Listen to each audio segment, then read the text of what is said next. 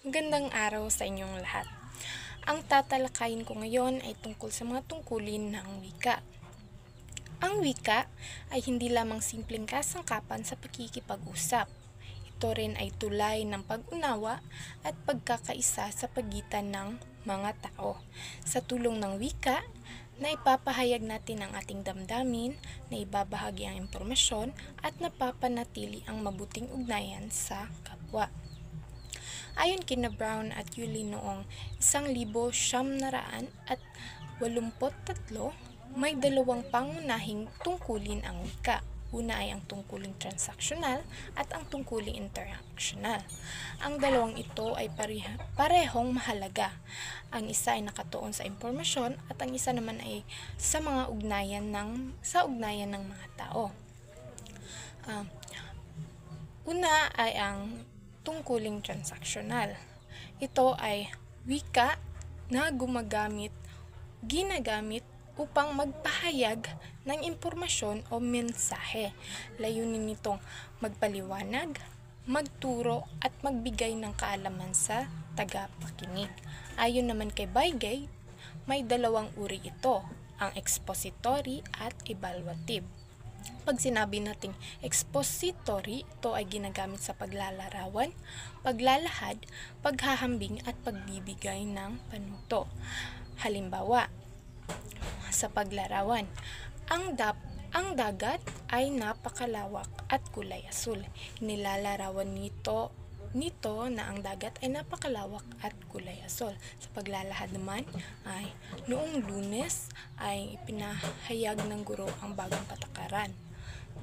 Dito ay naglalahad ang guro, ang nagsasabi na inilahad ng guro ang bagong patakaran noong Lunes. Sa paghahambing naman ay mas aktibo ang mga mag-aaral ngayon kaysa dati. Inihahambing nito na mas aktibo ang mga mag-aaral noon ngayon kaysa dati. Sa pagbibigay panuto, isang halimbawa nito ay una, buksan ang iyong laptop, pangalawa, i-click ang link at gayon. Ginagamit ito kapag gusto nating magturo o magpaliwanag ng proseso sa malinaw na paraan. Ang evaluative ay ginagamit sa pagpapaliwanag, pagbibigay katwiran, paghuhula at pagdesisyon. Halimbawa nito, pagpapaliwanag. Mahalagang pag-aralan ang wikang Filipino dahil ito ang ating pagkakakilanlan. Nagpapaliwanag siya na mahalaga na pag-aralan ang wikang Filipino dahil ito ang ating pagkakakilanlan. Pangalawa, pagbibigay katwiran. Halimbawa, kinakailangang sundin ang patakaran upang mapanatili ang disiplina. Nangangatwiran siya na kailangang sundin ang mga patakaran upang mapanatili ang disiplina. Pangatlo naman ay paghuhula. Kung magpapatuloy ang kawalan ng disiplina, bababa ang antas ng pagkatuto.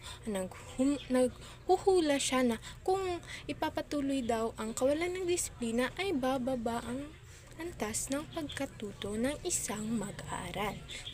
Panghuli ay ang pagdedesisyon. Halimbawa, mas epektibo ang makabagong paraan ng pagtuturo. Nagdidesisyon siya na mas epektibo daw ang makabagong paraan ng pagtuturo. Ngayon, dumako naman tayo sa tungkuling interaksyonal. Ang tungkuling interaksyonal naman ay nakatuon sa pagpapanatili ng mabuting ugnayang panlipunan. Sa ganitong tungkulin, hindi impormasyon ang focus, kundi ang relasyon. Ginagamit ito sa pakikipagkamustahan, pagbati o magaan na usapan. Narito ang mga paraan ng usapang interaksyonal. Una ay pagbubukas ng usapan, pagbibigay ng angkop na tugon, pagbubukas ng bagong paksa, paglinang ng paksa, pagbabago ng paksa, pagpapalit ng paksa, at pagsasara ng usapan. Mayroon tayong halimbawa ng usapan ni Pina at Susan at i-identify din natin kung anong paraan ito na pag-uusap. Una, na sinabi ni Pina, "Hi Susan, ang tagal din nating hindi nagkita, di ba?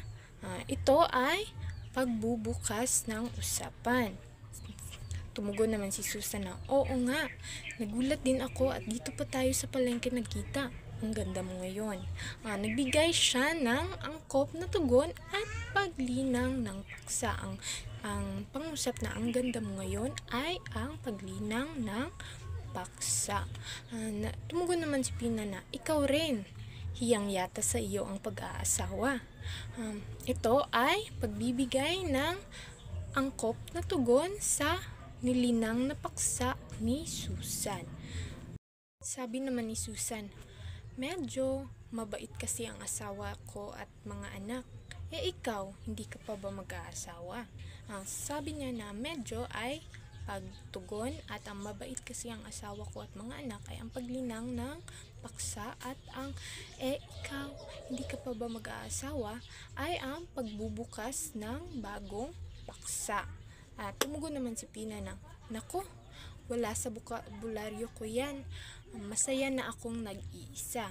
Siya ay nagbigay ng angkop na tugon.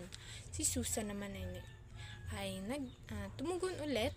Sabi niya, "Huwag mong sabihin yan, darating din yon." Ito ay paglinang ng paksa. Dinugtungan niya ang kanyang tugon. Sabi niya, "Paano Pina? Nagmamadali kasi ako. May bisitang darating si Mister at magluluto pa ako. Ito ang card ko at tawagan mo ako para makapag-usap tayo ng matagal." "Sige, bye." Ito ay pagsasara ng usapan. Pinapakita rito kung paanong ang wika ay nagiging daan ng pakikipagkapwa-tao. Bukod sa transaksyonal at interactional, may iba pang tungkuling pangkomunikasyon. Una ay ang tungkuling personal. Ito ay pagpapahayag ng damdamin. Halimbawa, "Ang saya-saya ko ngayon." Ako ay nagpapahayag ng aking damdamin na ako ay masaya. Pangalawa ay tungkuling interpersonal. Ito ay pagpapanatili ng magandang ugnayan. Halimbawa, magsasabi ako, "Kumusta ka na? Ang tagal nating di nakita." Ako ay nangangumusta sa aking kaibigan ba or sa aking kausap kung saan ang aming ugnayan ay mapapanatili. Pangatlo ay tungkuling direktiba. Ito ay pag-utos o paghihikayat. Halimbawa, "Pakibuksan nga ang bintana." Sa pangungusap na yon, ako ay nag-uutos na buksan ang bintana. Pang-apat ay ang tungkuling referensyal. Ito ay pagbibigay impormasyon. Halimbawa, sasabihin ko, "Ayon sa ulat, tumaas ang bilang ng kabataan sa social media." Nagbibigay ako ng impormasyon na tumaas ang bilang ng mga kabataan na gumagamit sa social media. Panghuli ay ang tungkuling imahinatibo. Ito ay malikhaing paggamit ng wika. Halimbawa, "Sa ilalim ng buwan, ako'y naglalakbay sa alaala ng kahapon." Hindi naman talaga literal na tayo ay makakalakbay sa alaala ng kahapon. Kaya, ito ay imahinatibo. Sa kabuuan, ang wika ay hindi lamang kasangkapan sa pakikipag-usap. Isa itong makapangyarihang instrumento ng pag-unlad ng tao at lipunan.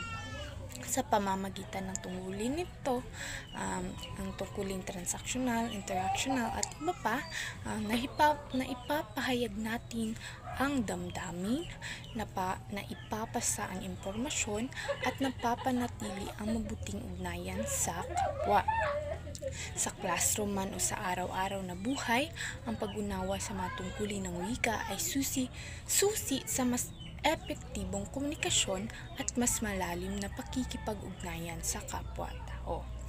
At yun lamang po at maraming salamat sa inyong pakikinig.